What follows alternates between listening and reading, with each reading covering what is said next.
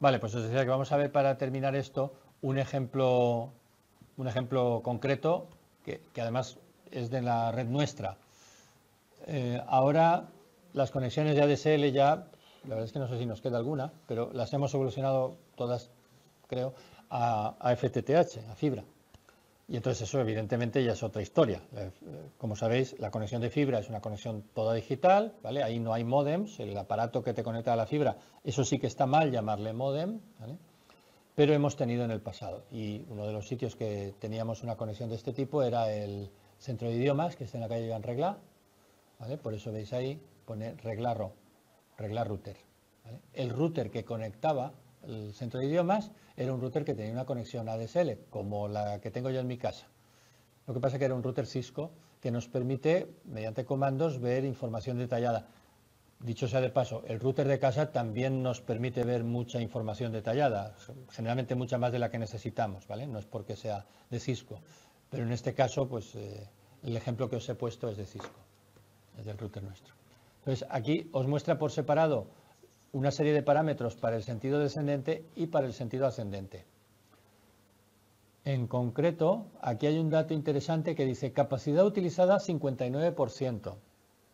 Esto significa que el router nuestro en el centro de idiomas se ha conectado con el de SLAM de la central de Telefónica, ha intercambiado esas señales de prueba en todo el rango de frecuencias y a partir de la información de relación señal-ruido de cada bin han decidido o han concluido que en los bins asignados a sentido descendente, la velocidad actual de esta conexión ADSL, que es de 4 megabits, está usando el 59% de la capacidad máxima que podría aspirar, Y si hacéis una regla de 3, pues podéis fácilmente calcular que esa capacidad máxima sería 6.780 kilobits por segundo, ¿vale?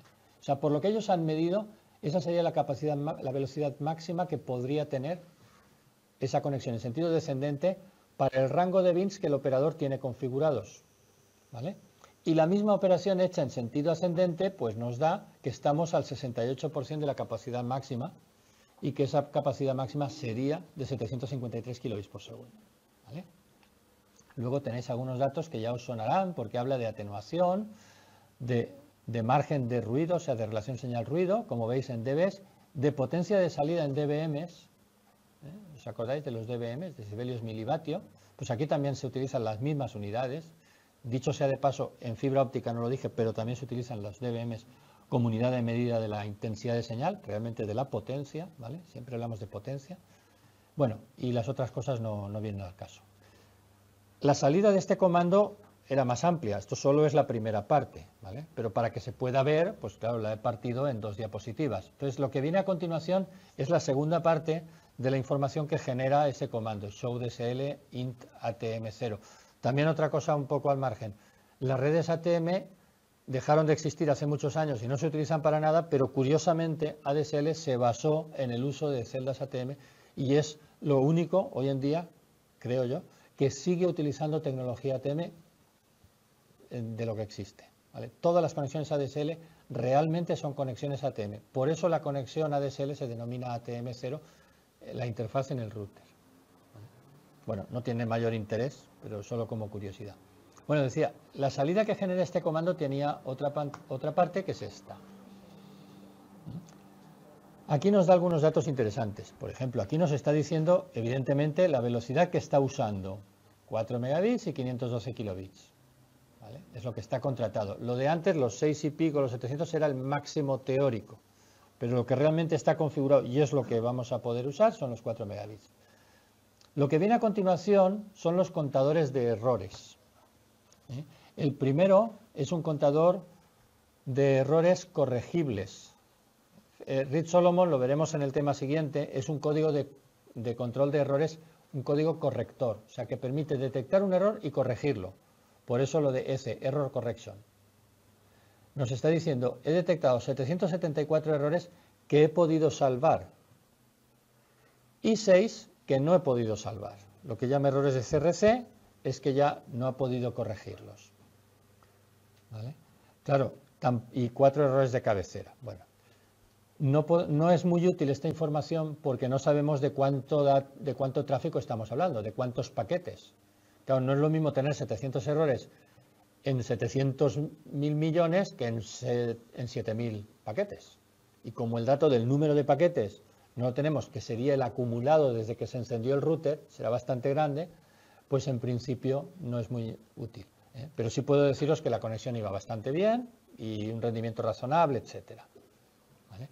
Otra cosa curiosa es que aquí hay estas columnas para downstream y upstream, o sea, para el sentido descendente y para el sentido ascendente. En sentido ascendente, pues lo mismo, hay unos pocos errores, que en principio no parecen muchos, pero siempre había que ponerlo en contexto de cuántos paquetes se han enviado en sentido ascendente.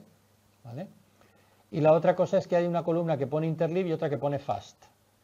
Esto en el tema siguiente hablaremos de lo que es el interleaving, pero ya os adelanto que todos los datos de ADSL viajan en modo interleaving. Por eso aquí el contador de fast lo tenéis en 0. ¿Vale? Todos los datos normales de ADSL. Vale. Y ahora lo interesante.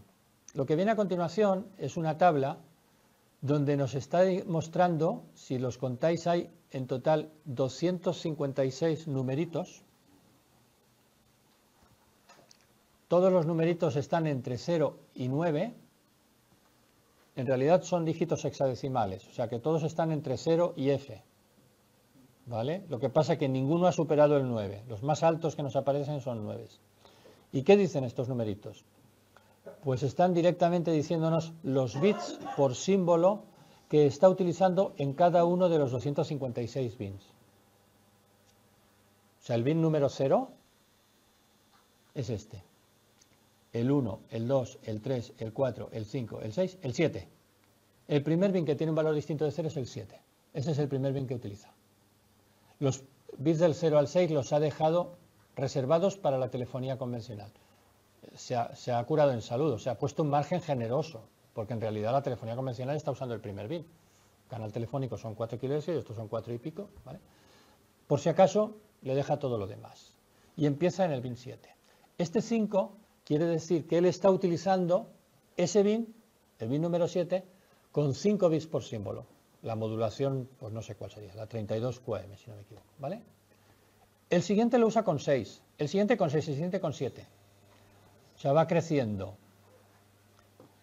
hasta llegar a algunos que utiliza con 9 bits por símbolo. Luego baja 8, 7, 6. O sea, que hace una pequeña cresta y luego baja. ¿Por qué? Porque la relación señal-ruido tiene también ese perfil, ese comportamiento.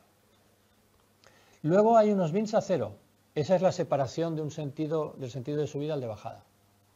Y luego el bin este, que no sé cuál será, ¿vale? Empieza con 5, 6, 7, de nuevo va subiendo hasta un máximo, se mantiene en ese máximo, de repente ahí aparece un 0, ¿vale? Un bin que ha decidido no utilizar, no sabemos por qué, seguramente porque ha medido una interferencia excesiva ahí. Luego vuelve al 8, 7, 6, 8, sube, baja, y hago uno raro, el 2, ¿vale? Este lo usa pero muy poco, 8, más o menos se mantiene. Luego ya empieza paulatinamente a bajar, 7, 6, 5, 4, ¿vale? Luego sube un pelín, 5, 4, ¿vale? Y ya baja. Esto es lo normal. Porque está siguiendo un perfil, si os acordáis, bueno, esta era la de la interferencia, pero si ignoráis las interferencias, el perfil es que sube y luego baja. Entonces, la zona del final, a muy altas frecuencias, tiene ya mucha atenuación y la puede utilizar, pero menos. ¿Vale? Bueno, pues sumando todos estos bits, todos estos numeritos y multiplicándolos todos por 4000, calculáis el caudal en bits por segundo. Porque el número de baudios es 4000 siempre. Y si hacéis ese cálculo, veréis que os salen 672 kilobits por segundo. Y diréis, bueno, ¿y entonces cómo 512? ¿Dónde están los 160? Ese es el overhead de ADSL. Cuando tú contratas 512, es 512 en neto. Pero las celdas ATM, porque esto es ATM por detrás, ATM maneja unos paquetes especiales denominados celdas que tienen una cabecera, etcétera, etcétera. Y eso tiene un overhead. Pues ese overhead es toda esa diferencia. Veréis que pasa lo mismo en el sentido descendente. Si yo hago las cuentas, no he calculado si el porcentaje es el mismo, puede que no lo sea, no lo sé, ¿vale? Pero el valor que obtengo es como un 20% superior al valor nominal. Porque cuando a ti Telefónica te vende una conexión ADSL de 4 megabits, por una vez en este caso no te engaña, son 4 megabits, ya descontado el overhead. Si quisieran hacer marketing te dirían, no, pero es una conexión de 5 megabits, oye, pero si el otro megabit no lo puedo usar para paquetes IP, pues aquí de qué me sirve. Entonces ya te lo dan en neto, ¿vale?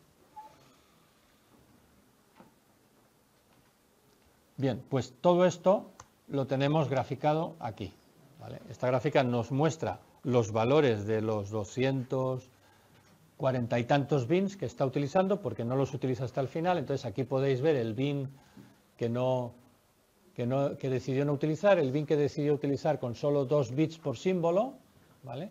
Y en líneas generales el comportamiento que hemos dicho de que sube y luego baja, ¿vale? Hay una zona óptima y luego una degradación paulatina, ¿vale?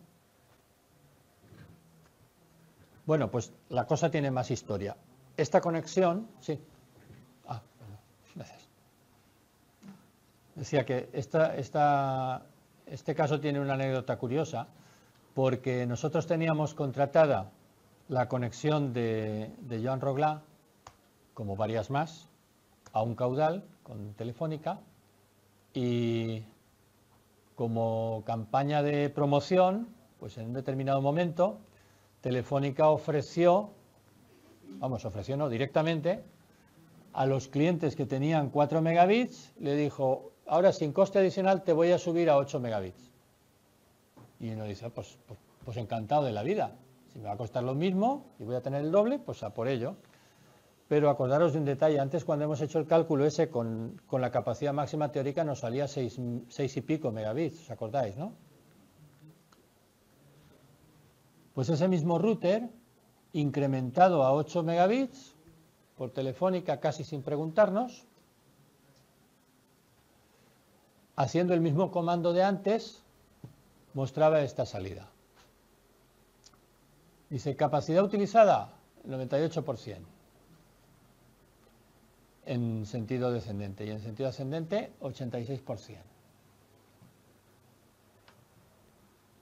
Si cogíamos, este es el mismo mapa de bits de antes, pero con algunas diferencias. Bueno, la primera es que aquí las filas tienen el doble de columnas, ¿vale? Pero es la misma información, solo que más en apaisado. Lo que os he marcado aquí arriba sería el canal ascendente. Fijaros que ahora ya aparecen As, Bs y Cs, es decir, llega en algún caso hasta 12 bits por símbolo, y como son hexadecimales podría haber hasta Fs, que serían 15 bits por símbolo, que es el máximo que permite ADSL, ¿vale? Bueno, pues digo, si hacéis la operación aquí, os salen 800 kilobits. Bueno, vale. El caudal ascendente, teóricamente, en la versión ya mejorada de la conexión era 640, ¿vale? Pues 800 kilobits, el overhead, tal y cual, vale.